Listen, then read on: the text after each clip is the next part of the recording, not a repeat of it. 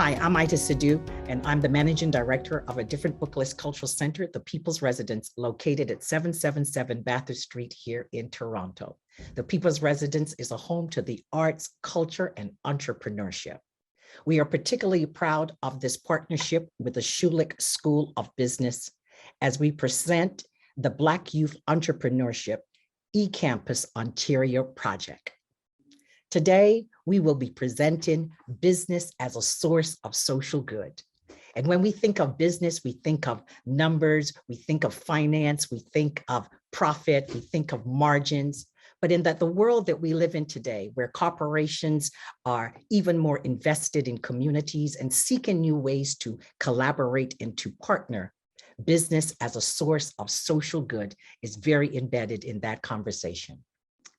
It gives me great pleasure to present Professor Robert Phillips, Professor in Business Ethics and Professor of Strategic Management with the Schulich School of Business, to lead us in this discussion today, business as a source of social good.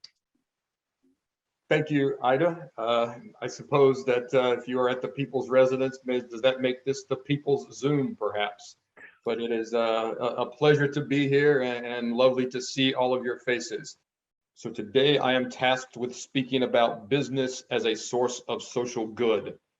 With that in mind, we're hoping to critically examine the role of business in society. We're not going to take the question for granted. We're going to try to decide if in fact business is a source of social good, and if so, under what conditions. We're going to evaluate a number of the assumptions that we all seem to share about business and determine the extent to which we do agree with those assumptions and what having a different opinion about those assumptions might actually entail. And then think about some of the building blocks for a business that can actually make it more of a case of social good. I'm going to show you a quick video, if you will bear with me for a moment. This is about 2.5 minutes. It's not personal, Sonny. It's strictly business. It's business. It's just business. It wasn't personal. It's just business. Always business. Never personal. This isn't personal, Vladimir. It's business. It's just business. It's just business. I'm really sorry for the girl. It was just business. Business. Of course, this is business. This whole hunting you down thing, that was just business. I don't care about the war. I'm a businessman, Mr. President, so let's talk business. Monster? No. Savvy businessman, indeed. Sorry, kid. It's business. America's not a country. It's just a business.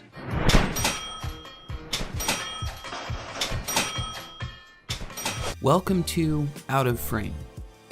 Today, I want to talk about a question that I've been thinking about for a really, really long time. Why does Hollywood seem to hate the idea of business? Please understand, it was all business. It wasn't personal. It was all personal to me. If our opening montage wasn't clear enough, just think back to all the movies and TV shows you've ever watched and ask yourself, whenever you see a businessman wearing a pinstripe suit appear on screen, do you assume he's a good guy or a bad guy? My bet is that you see the businessman and automatically think of him as bad. And why wouldn't you? For decades, almost any businessman on screen has been some variation of Gordon Gekko, a greedy, rich slimeball who would toss their own grandmother off a cliff to make a buck. The evil businessman trope is, at this point, so well established in film and television that it's ridiculously predictable. Boring, even. The minute business guy shows up, you already know he's going to be a jerk. Bad cop. Unfortunately, I'm going to have to leave you here to die. What? Sir, It's not personal. It's just business. Lord business. So I don't know about anyone else, but as a faculty in a business school, this bothers me no small amount, that essentially I am training the next generation of evildoers. This is a montage of some of the ones that I was familiar with. Some of them were mentioned in that prior video, others not. A few I would like to highlight because they are in fact gratuitous. This is the Trade Federation. I don't know why the bad guys in Star Wars had to be fronted by a trade federation. Over here, you see Tony Stark, who fights for the good, presumably with the Avengers, but he's always having to fight this rear guard action against the suits. And so I suppose the one that, oh, wait a minute, here's the Lorax. Yes, and it turns out that the Onceler makes needs, which is something that everybody needs. So there is an upside to this guy, presumably. So this is something that has troubled me for no small amount of time. And so our question is business a source of social good, or is it, as this well-received documentary suggests, is the corporation a psychopath?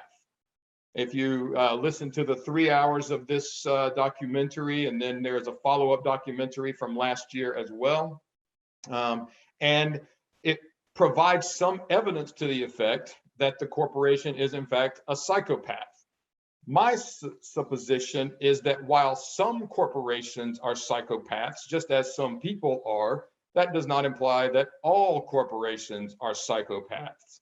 And so how do we know the difference? And I wanted to talk a little bit about some differences.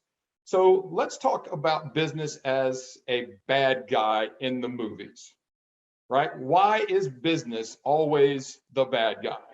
Well, one thing that we are taught in business schools and elsewhere is this belief that all business is about self-interest. Way down deep, everything we do is about our own self-interest. And this is sometimes referred to as psychological egoism, right? So what do you do with what appear to be counter evidence? What do we do when it looks like people rush into burning buildings to save strangers? What do we do with actors like Mother Teresa, who went and worked with some of the world's most downtrodden people her entire life? And I suppose one answer that I often hear is, well, that gets Mother Teresa the good seats in heaven, yes? Or it really was in someone's self-interest to put themselves at risk because they might not be able to live with themselves afterwards. What I want to suggest to you, just by way of clearing the decks, is that self-interest or psychological egoism is either wrong or tautological. Tautological in logic just means something that is true by definition. So it may be true, but it's trivially true. It's not interesting. You're not really saying anything about either side of the equation. So what I want to say is that self-interest has to include cases of other regarding behaviors, right? So when you say that someone acted what looked like in their own self-interest, when someone did something that was apparently other regarding, and you say, no, that was really just in their self-interest, all you mean by self-interest in that case is it is an interest that a self has. And that's just not that interesting because people have a lot of different interests. The challenge becomes when we say this, we say that business people want to maximize their utility functions, but a utility function might include the well-being of other people. Then what that means is that self-interest just doesn't mean anything at that point. The challenge is that we then go on to use self-interest in the old way that we thought we meant it. It's selfishness, etc. Does this mean, however, that everyone is therefore altruistic in business? That everyone is always out to look out for someone else's well-being? I submit that's equally wrong, and it's an overcorrection for our idea of self-interest. People are obviously not altruistic, yes? And so what much of my research has done over the years is talked about an idea of bounded self-interest. So it turns out that people, particularly in dealing with strangers, there are a lot of different things that happen around loyalty that I'll get to in a minute. Family obviously has its own connotations and implications. But when dealing with strangers and more or less in a business context, we can start with something we call bounded self-interest.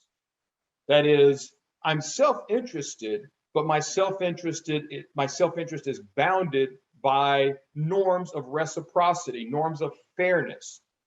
And this actually evidences itself both positively and negatively. So perhaps you have had the experience where you have a good leader or you have a good friend and you're willing to go above and beyond for that friend. You're willing to do more than what your own self-interest might indicate.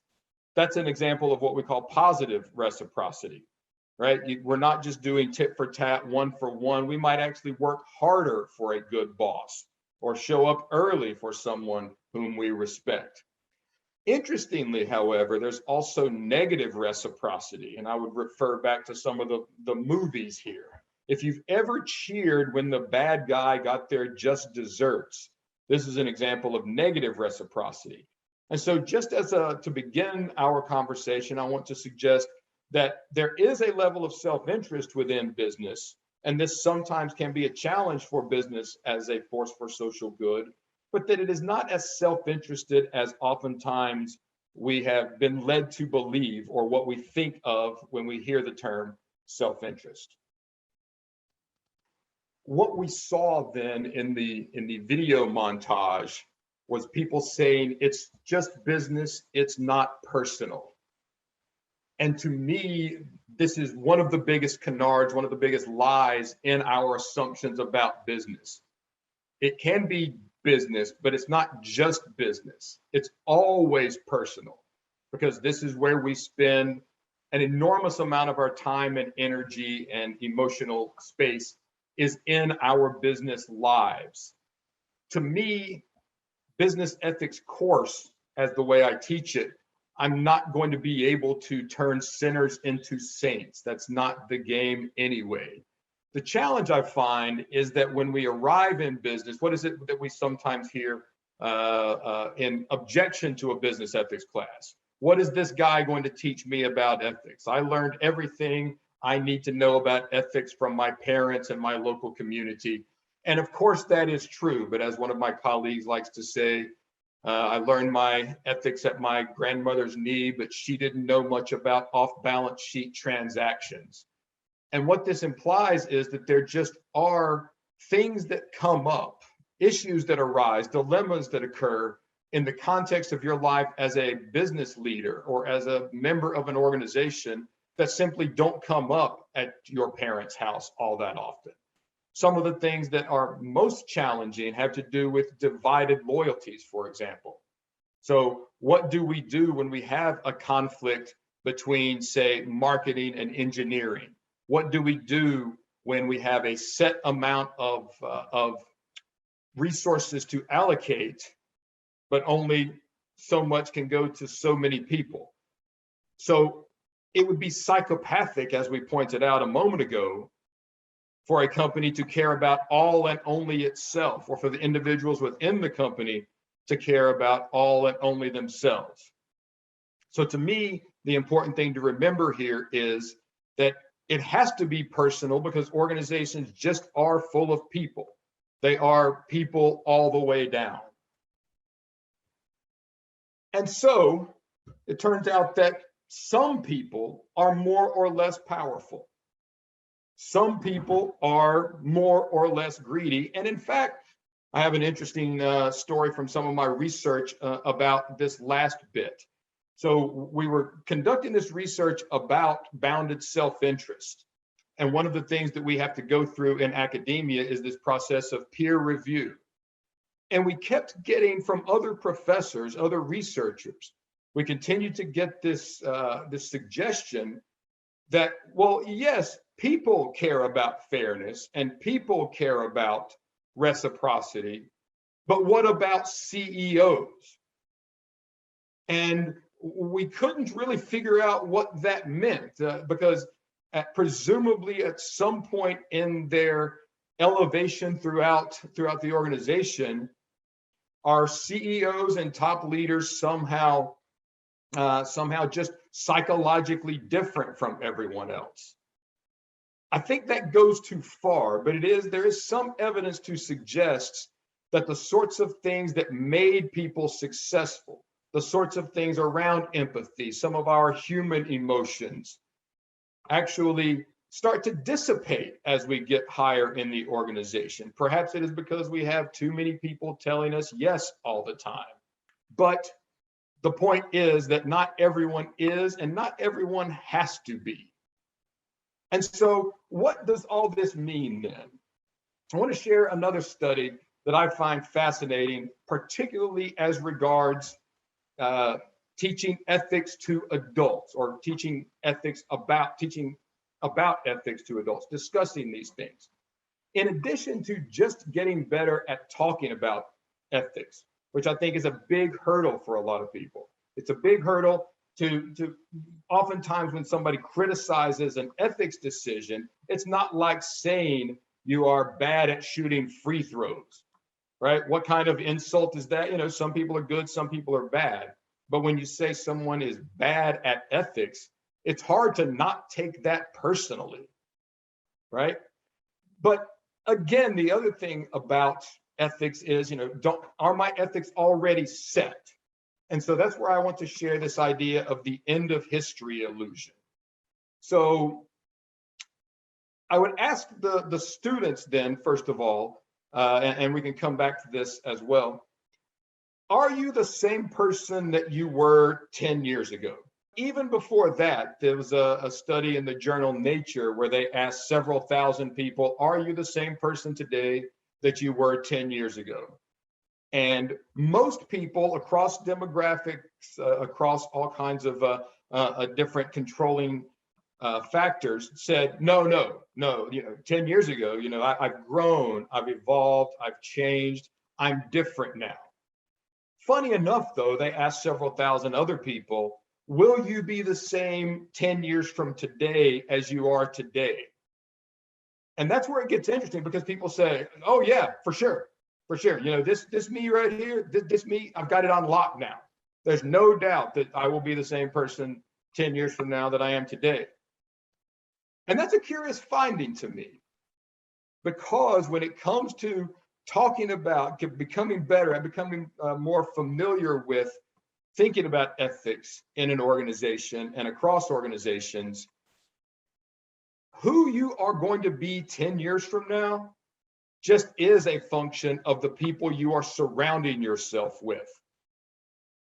And to me, this is a keen insight. Whether it is in your classes right now, in your MBA classes for the students who are here, or for whomever you're surrounding yourself with, even if you are reacting against those people, if you find them somehow troubling, or you don't want to be like those people, perhaps you have even left organizations because you didn't want to be like the people around you.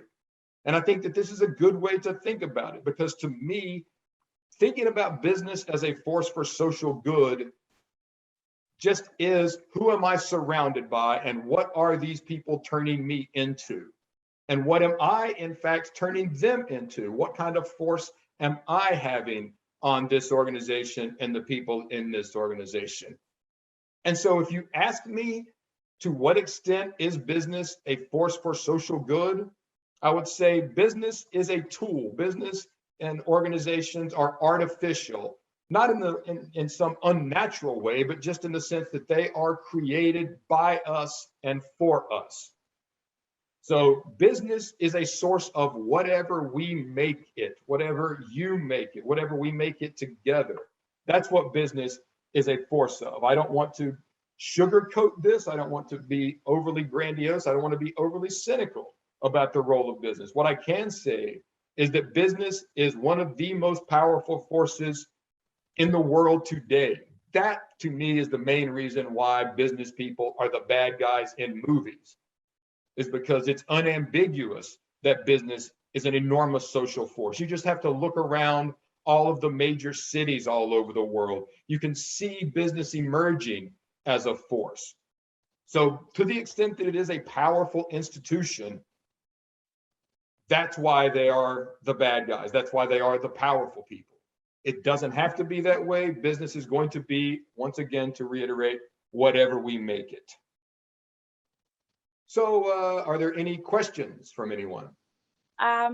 Really, really great slides. I just had a comment. You mentioned something. You said the business is what we make it out to be, right? And you also highlighted that who we were before is not the same person you are. And I couldn't help but relate it to myself.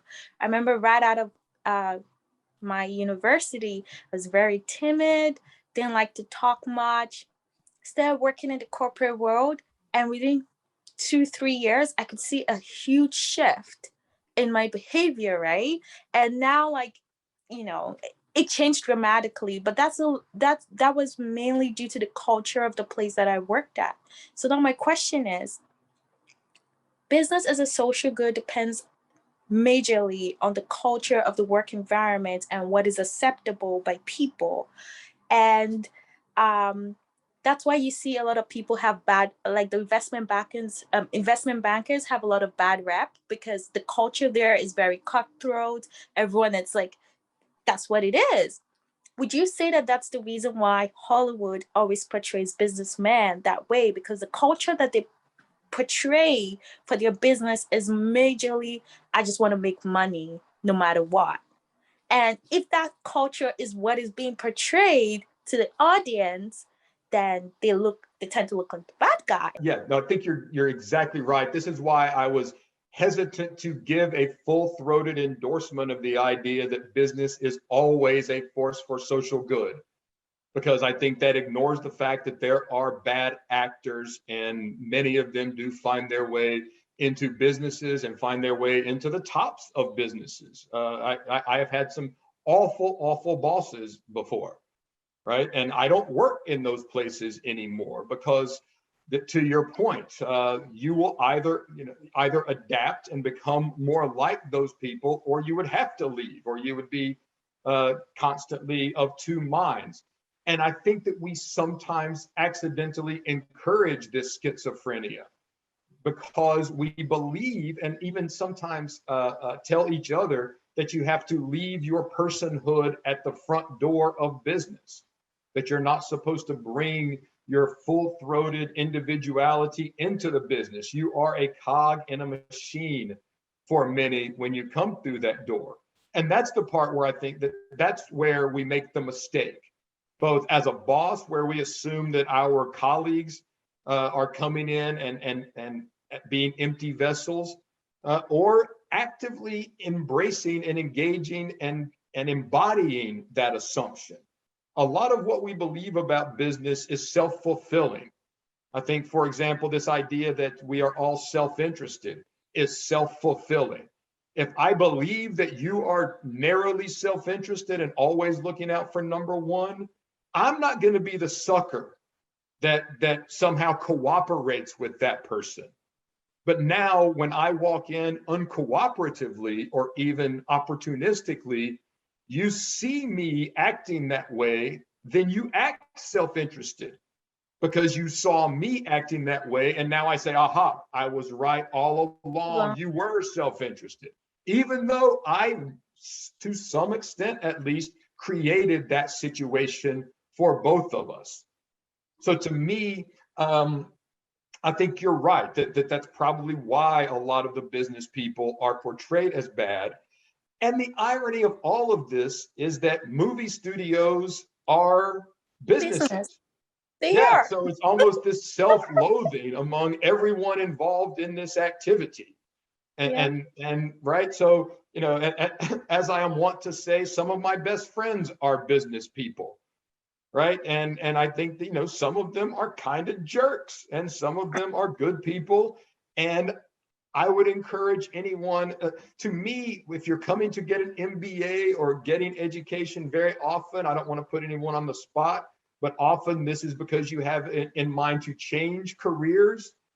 And I had some number of colleagues when I was doing my own MBA, when I told them I was going to go do a PhD, it was always, yes, I'm going to go, make my however many millions, and then I'm going to go do what I really want to do. Right?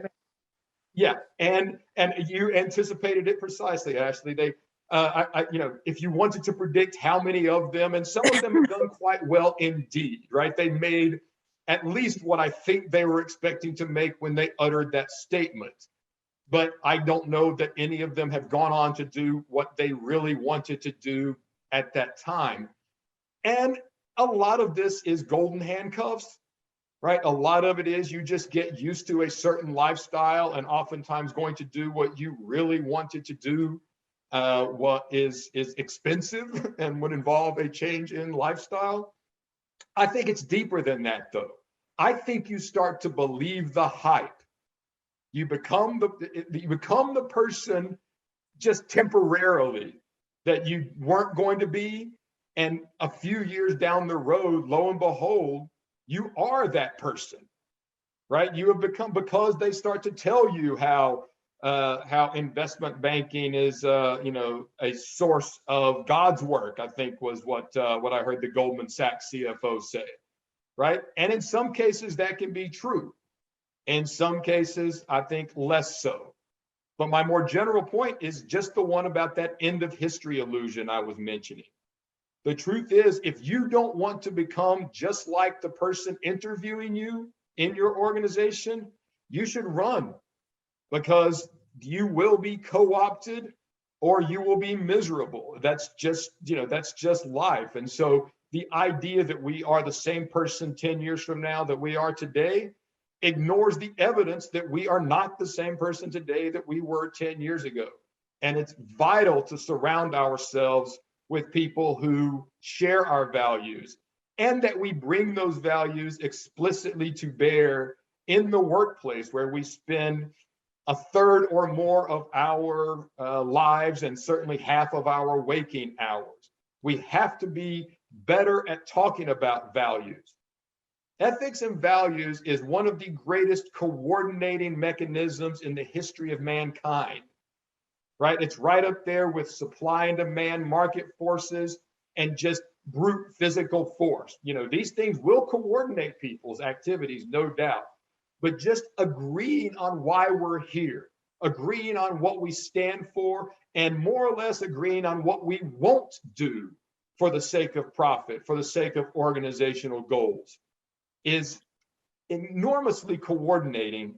And if we don't talk about these things, if we don't get better at talking about these things explicitly and openly, then we're leaving a lot of coordination value on the table. Thank you so much for the answer. Andrian. Thank you so much, Robert and Ashley. I have two things. So one is a comment and the second one is a question. So the first one is, one of the things that you shared, Professor, that really resonated with me was the fact that a lot of the values that we have, a lot of our identity comes from our education and, our life, like, stuff you learn with your grandparents, your parents, and so forth. And you are right, because when you said sometimes the reality in the business is different, like things that your parents teach you are different from what you will encounter in the business. And that's funny because I remember during my undergrad at Schulich, we did during, I think, the ethic class, actually, there was some research whereby they ask us specific questions, if you're the head of an organization and you can, for example, I don't know, cash out $100,000 today, and nobody knows, those kind of, tests to test us. I was actually shocked to read that. And I actually like those activities. But I do believe that ultimately the decision we will make will be based on our values, because obviously the reality is different, but you can still use that education to inform your decision.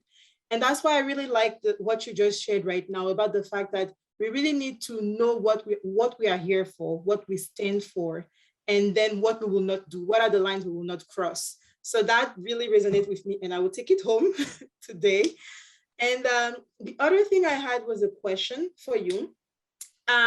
You said rightfully so that who we are today might change 10 years from now or 20 years from now. And that will depend on, situations that you will live, people you are surrounded by, be it at work or even at home outside of work. And that will shape you. So my question to you was, let's say as entrepreneurs, we are hoping to build, businesses and so forth. What are practical advice that you can give us to ensure that we can make sure that the business we create will be a source of social good, essentially? No small amount of it is choosing people who share your values, right? So it's an open question, right? Because I don't want to gloss too much over just the material needs that a job provides for people. And very often, would I turn down good business because my values don't align with this particular customer? I don't want to pretend that this is an easy question. In fact, I attribute this to Barack Obama. Right. So Barack Obama says that he doesn't get easy questions. By the time a challenge is on his desk, it's been through some of the most educated people in the Western world. Right. And they couldn't agree on what the answer was. So literally every day, all day is nothing but the hardest possible questions that the entire American government and the world has to offer. What he has and what you and all of us will be judged on is our judgment, right? You will be learning, you have already learned for those of you who have been through the program, but anyone who comes through an MBA program or undergrad either, you will be taught an enormous number of technical skills. You will be taught accounting, you'll be taught finance, you'll be taught operations and marketing and so forth. And these skills are incredibly useful, and I recommend highly that you learn them. By the time you get to the top of an organization or you are charged as an entrepreneur with building your business, your success or failure will depend in some part on those technical skills, but in a much larger part on your judgment, how you deploy those skills on the hard questions. Every top executive knows this. Every top executive knows that it's all about judgment. Did you make a good call on a difficult question? And so to me, when I want to teach people about ethics, when I want to talk about ethics, I say that we should think for the job we want, not the job we have. Every top executive knows that that's what it's going to come down to. What we are paying you for, Mr. and Ms. Executive, Mr. and Ms. Entrepreneur, is your judgment. Making the right call at the tough time, not making the easy call based on what the net present value calculation says you should do. So I don't have a list of answers. Anybody who tells you they have a list of answers may be overstating their case, right? But that doesn't mean that you shouldn't learn the tools. I'm not saying that at all. We have to know what we're talking about. But there's just no money to be made, no social utility to be provided, no social good to be gained from just the spreadsheets. You make your calls, and all I'm entreating us to do is bring our full humanity, our intuitions, our critical judgments about what business is and isn't to bear, rather than taking other people's word. Thank you so much, Professor. Let me say one other thing about this. One of the things in my classes that I want to encourage students to do is get better at talking about difficult topics, right? Because I do find that just like anything else, you can get better at this stuff, right? You can get better at having conversations about difficult, values-driven questions. Right? If somebody gets an answer on your finance test wrong, we can say that to them if somebody has the wrong answer. It's harder to say someone, hey, you made the wrong call there. Are you still backing that play? Do you still agree with what you did? Do you think you are accountable? I think that all of these things, and I say this because right now is the moment, right? Right now is the sort of time, if you have a question that's lingering somewhere, even if it's a hard one, ask it. Miss on the side, especially while you're in training, while you're still in school. This is the moment to make these mistakes. If you're not comfortable talking about this, when were you going to get comfortable talking about it?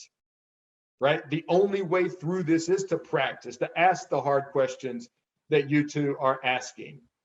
And then see how it feels, see how it tastes coming out of your mouth, see what kind of answers you're getting to the way that you are asking these questions. Because listen, if you're thinking about getting better at this on the job when your mortgage and your kids' braces and your own career is at stake, that's the wrong time to be learning this stuff. You should be practicing these skills every bit as much as you are practicing your accounting skills. And in your classes is exactly the place to get better at these skills. It's funny that you said we should feel comfortable asking difficult questions, because I had a question at the tip of my tongue, but I had to hold back. So I'm happy that you said that. There are two companies recently that I've just been trying to wrap my head around, and I wanted to get your opinion on them. So it's Uber and Airbnb. So they started up as a social good, in the sense that they were trying to cut, the hotels and the taxi services, and they were so cheap and so affordable, and everyone was like, oh, this is great. But now they're almost as expensive, if not more expensive, than the people that they started out to, boycott. Which again, if this was a movie, they would show up as the bad guys, and they would say it's just business, it's not personal. So I want to get your opinion on that, on how that cannot be perceived as being, say we were in a Hollywood movie, as them being the bad guys. To me, one of the single most interesting tensions in all of business is between competition and cooperation, right? If I'm the second string quarterback and I want to be the first string quarterback, there are things that I can do, right? Some of them might be competitive against the person ahead of me. It also works for first seat violin, right? I would rather be first than second. I would rather be the concert master than I would the second violin. But the interesting thing to me about life in organizations is that we are having to cooperate and compete at the same time inside the organization as well as outside.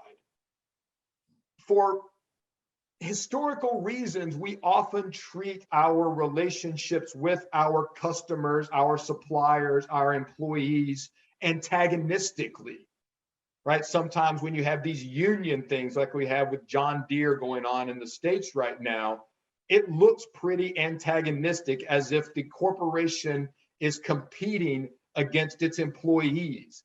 And some of what we have taught in strategic management in business schools indicates that it might be a zero-sum game, and that every dollar you give to your employees is a dollar that we don't get for executives or shareholders or whomever.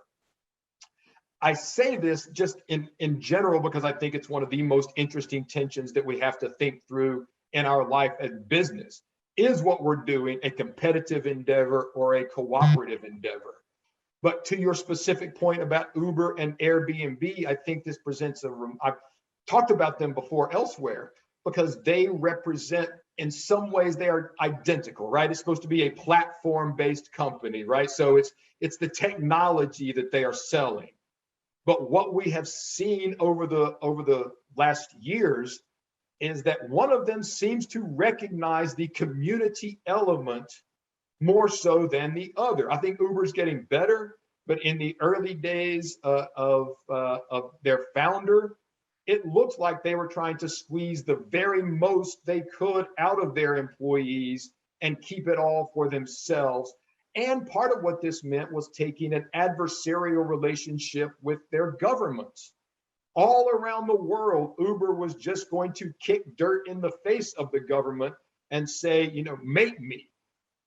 And Airbnb took a much more conciliatory approach, right? We would like to meet whatever your objections are, not necessarily the objections of the good people at Marriott or Starwood, because their objections are that they might be losing business, but the objections that arise from the regulation, right? Those regulations around taxis and around accommodations were there for a reason. And it seems like some of the play with at least Uber in the early days was to ignore those safety regulations, to ignore the the insurance arbitrage, these kinds of things. And I think Uber has learned the hard way that you're not going to be kicking dirt for too long into the face of the governments of the world. And they have become more conciliatory. They have become more cooperative. And so to me, this is, and I'm not sure that this is exactly the question that you're asking, but to me, this is a perfect example where the Airbnb founders saw the people behind what they were doing.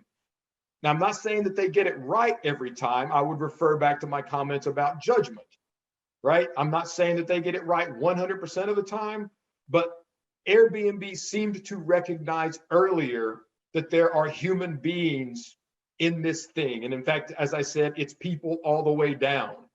And Uber came late to that realization and took it on the chin for a little while because they didn't realize that. So I do like the juxtaposition of those two companies quite a lot. So I was just going to ask a question in terms of accountability. Like, how do we hold these corporations or companies accountable? I'm not sure if you could break it down in stages, maybe from like a consumer's perspective, the business perspective, and maybe the government perspective. Because as consumers, in terms of our, purchasing power, where Ford, the premier, just raised the minimum wage to $15, but this is not a livable wage in nowhere in the GTA. So how do household balance, whether to buy stuff from PepsiCo or H&M, where they are fast fashion, where they're more towards geared towards waste and obesity. How do we manage or hold these companies accountable? Is it through boycotting from consumers? Is this through regulations from the government? Even though at times we say, regulations may be counterproductive. So I'd like your take on how we hold these companies accountable. Yeah, I love the question, not least because I've spent a lot of my career thinking about responsibility in these extended value chains, right? I think about Nike and whether or not Nike is responsible for its subcontractors' treatment of their employees, and how far up and down the value chain this responsibility goes. Because for many years, everything you needed to know about your product from your suppliers was present on your loading dock. You wanted price, quality, on-time delivery. And for a very long time, even up until the late 90s, early 2000s, that was all we thought a company needed to care about, right? They just didn't know and didn't care how things were made any more than, any of you may or may not know under what conditions the things you are wearing right now were made. And if you don't have to care, why does Nike have to care? Or so that would go. And now we're in much more of an age, I suspect, or it appears, where we do want to have values aligned brands to the extent that we can afford it, and and in line with all of the other things we want to have. We would like the idea that where we buy our gas might be less exploitative of the developing world than the other, right? Sometimes you can put a company in the penalty box for a little while for bad behavior. Then we hear about the Rana Plaza disaster over in Bangladesh. And we care about those far-flung, distant strangers whom we've never met and how they were treated in the production of our stuff. So clearly we all have the individual level. And I think, to me, thinking about the responsibilities that we are trying to maintain at the individual level will give you a flavor of what it's going to be like to be an executive. Do I have, how much time do I have to chase down the entire origin of every coffee bean and shoestring in my home, right? Some of them you care about. When it's brought to your attention, you care a great deal, right? Because suddenly it's in our face. And I think there is a role for the media and various kinds of scolds around the world and critics around the world to help us to see these things that we can't go over and look at an H&M factory by ourselves. They won't let us in and we don't know who they are. There's a lot of hurdles. but they're not insurmountable, right? We do have some information. The government, I would fall back on the government, just like corporations, is full of people. We have the mechanisms in place to be more accountable, to have more accountability. And so now with our role as citizens, what are we going to demand of our leaders? Are they holding up to our standards, right? Because to some extent, and I don't want to overstate this case, but to some extent in a democracy, we get the leaders we deserve. And we may deserve better in some cases. And so I would just remind everyone in all of these instances that they are people too, and whether or not a new mechanism is going to serve, it's still going to be wielded by the people. And so to me, it's people all the way down.